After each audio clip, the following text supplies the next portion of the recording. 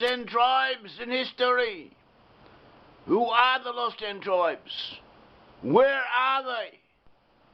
Where did they come from, and where are they to be found today? And how did they get where they are now? I'll endeavour to answer these and other questions. My name is Yair Davidiy. I'm speaking to you from Jerusalem, the capital of Israel. I'm speaking to you on behalf of Brit-Am Hebrew nations. And our organisation searches for the whereabouts of the lost 10 tribes. We research the subject. We have answers to many of the questions that have arisen, and that is what we do. That is what we dedicate ourselves towards researching lost 10 tribes, and then bringing to the recognition of the public our findings, and also to working towards the reconciliation between Judah and the 10 tribes. We have found the lost 10 tribes amongst Western peoples. There were two different sections of the ancient Hebrew peoples. The Hebrew peoples, the nation we know as the nation of Israel, the Israelites, were for most of history two separate organizations. Even when they were together in one kingdom, the two polaric influences or centers existed. There was always a dichotomy between the two sections. And they split into two different kingdoms. There were two separate kingdoms. They became two separate kingdoms. One section was lost, disappeared, assimilated amongst the Gentiles, and the other remained. Those who remained, those of the Israelites who remained, are known today as the Jewish people, the Jews. The Jews are that section of the Israelite nations, of the Israelite tribes, who retained consciousness of their ancestry. The majority of the Israelite tribes were lost, they disappeared. And their descendants are now to be found amongst Western peoples. We have Abraham. Abraham was the first Hebrew. Isaac and Jacob, they were the forefathers of the Hebrew nations. Abraham begot Isaac. Isaac begot Jacob. Jacob begat 12 sons. These sons became the 12 tribes of Israel. At one stage they ruled over a good portion of the Middle East. And they settled in much of it. Eventually they split into two separate kingdoms. In the north we had 10 tribes. In the south we had 2 tribes.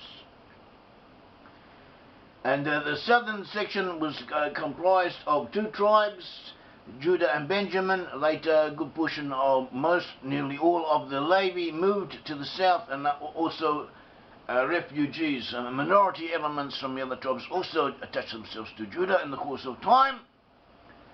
But nevertheless, the majority remained in the north, in what was known as the Kingdom of Israel. It's referred to as the Kingdom of Israel in the Bible.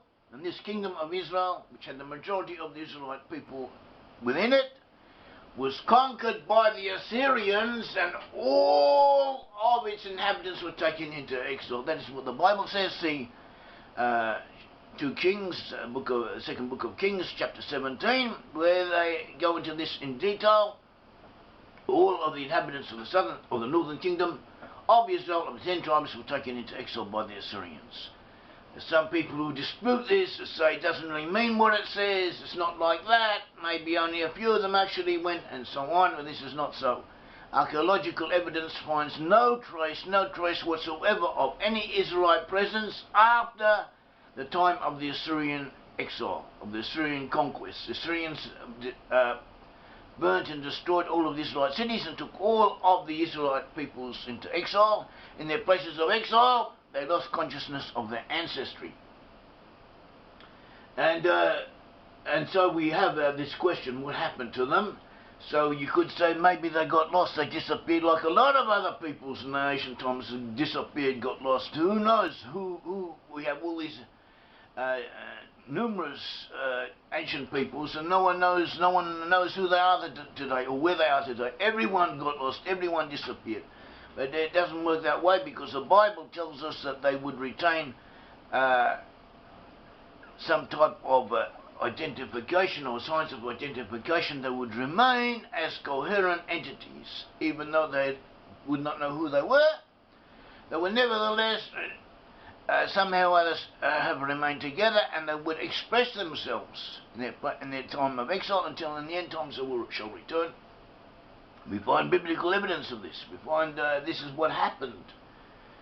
Those of the Israelites who were exiled, we know that a portion of them were taken overseas, which a lot of people are not aware of. A portion of the Israelites were taken overseas. They were taken overseas by Phoenicians from the city of Tyre.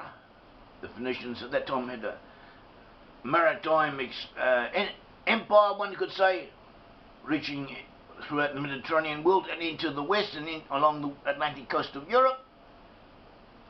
And also the Philistines. The Philistines are known to archaeology as Minoans and Mycenaeans or Marcinians, Greeks, but actually Philistines from the southwest region of Judah, of the land of Israel.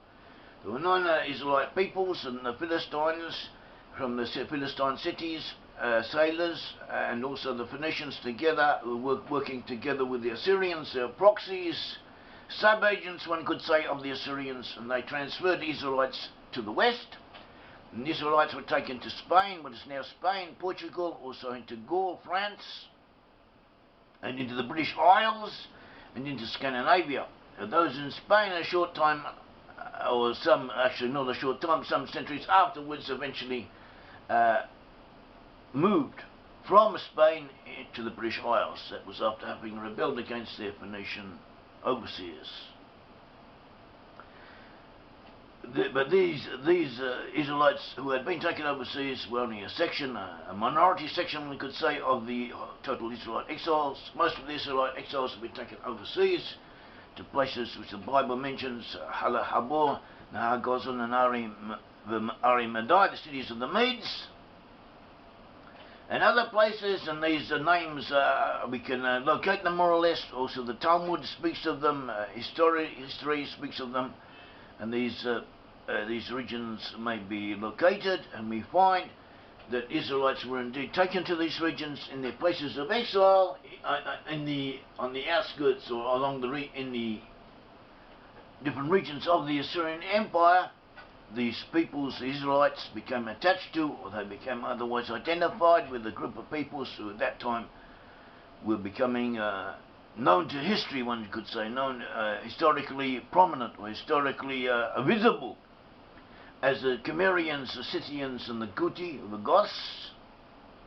And they, from the Middle East, after wars and changes and different events, they eventually moved into the north. They moved into what is now southern Russia, and at that time was known as Scythia. And they also moved into Central Asia, but eventually all of them moved from those regions in stages and waves of migration to the west. They went to Western Europe, and that is where they are to be found, in Western Europe. And the Bible even mentions this, or speaks of this possibility.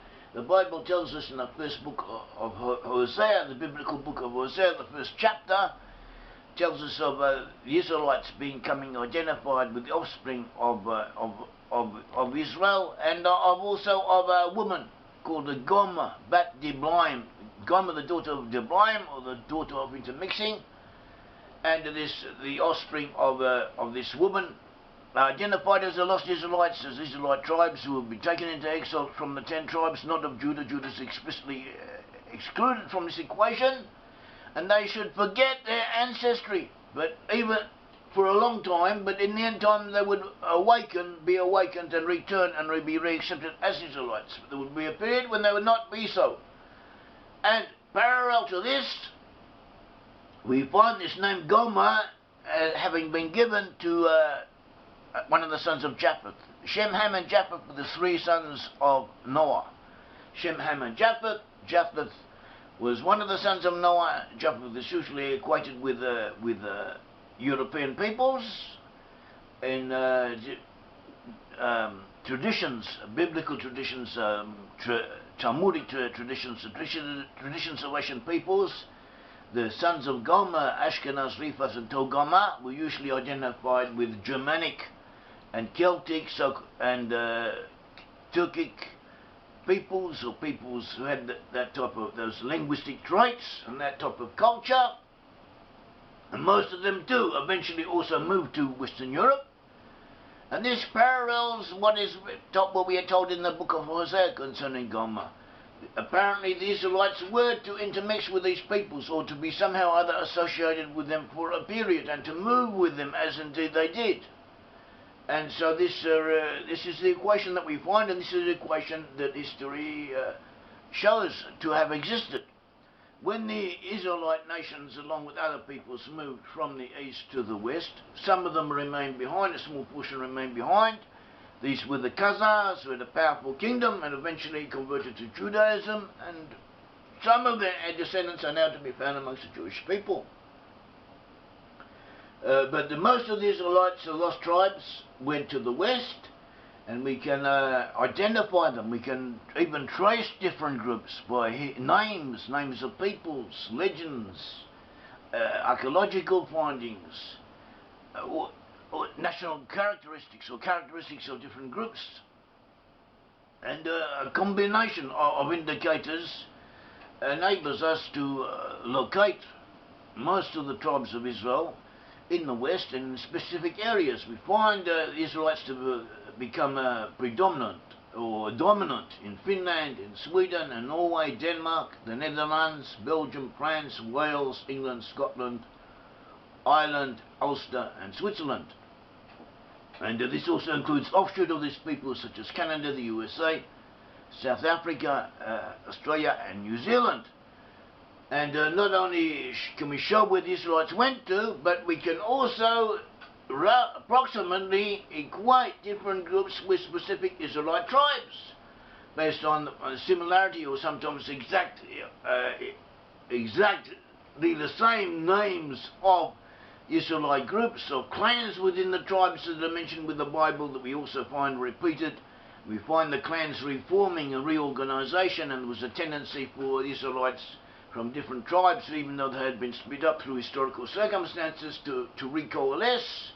The ancient combinations within the family of Israel seem to have been instinctively reasserted through historical processes. It's a very interesting and very fascinating subject, but we can show how it happened.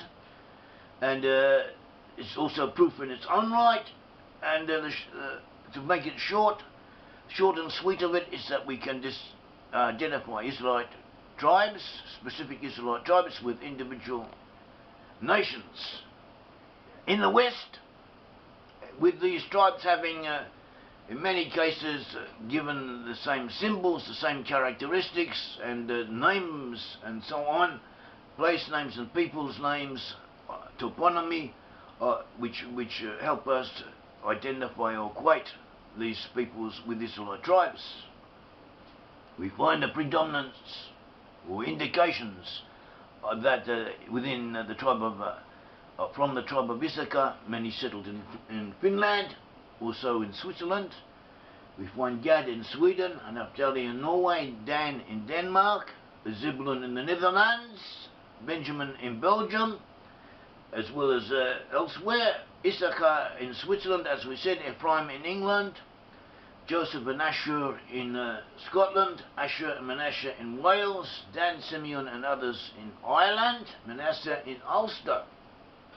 The USA contains representatives of all of the tribes, but Manasseh has had a determinative influence, so that from a biblical perspective, the USA may be considered the nation of Manasseh, whereas Britain is that of Ephraim.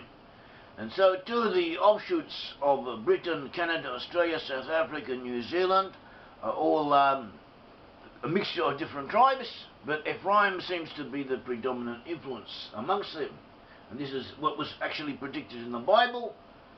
And these conclusions and verifications and so on are confirmed by additional historical evidence. We have proofs from scripture, we have proofs from rabbinical sources, from mythology, archaeology, historical records, national characteristics, and putting everything together, the whole body of evidence is quite conclusive. It's exciting, it's interesting, and it's important. It's something you should know. What will happen, we don't really know, but the Bible gives us indications. The Bible also tells us that in the end times, the lost 10 tribes will reunite with Judah. The lost 10 tribes will reunite with Judah. We have the book of Ezekiel. In the book of Ezekiel 37, the prophet is told to take two sticks, to take the stick of Joseph, Ephraim, and all the house of Israel his companions, and the stick of Judah, and all of Israel his companions. He was told to take these two sticks and to put one stick on the other. And these two sticks were to become one stick in his hand. One stick. There would no longer be two sticks, and this represents the two entities, two separate entities of the Israelite peoples reuniting and becoming one people. May the God of Israel bless all of you. Thank you.